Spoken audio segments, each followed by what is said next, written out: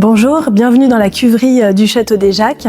Je suis Julie Pitoisé, responsable d'exploitation du domaine et on va discuter aujourd'hui du millésime 2024. Un mot pour décrire le millésime 2024, je dirais inattendu.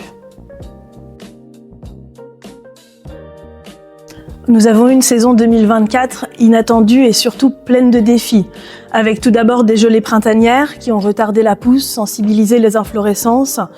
Les sols étaient gorgés d'eau suite à l'hiver 2023-2024 et on a ensuite eu une saison viticole assez arrosée, ponctuée de pluies régulières avec des températures plutôt clémentes. Donc ça nous a demandé un travail de tous les instants au vignoble. Et enfin, on a eu quelques épisodes de grêle, 5 au total, entre la fin avril et la fin juillet, qui sont venus mettre nos nerfs à rude épreuve. Mais heureusement, on a pu finalement récolter ce millésime 2024 au joli potentiel. Nous avons démarré les vendanges le 9 septembre au Château des Jacques. La maturité phénolique a été atteinte sur l'ensemble du vignoble assez rapidement et il nous aura ensuite fallu attendre la maturité technologique qui est arrivée un peu plus lentement pour décider de la ramasse de nos différents parcellaires à maturité optimale.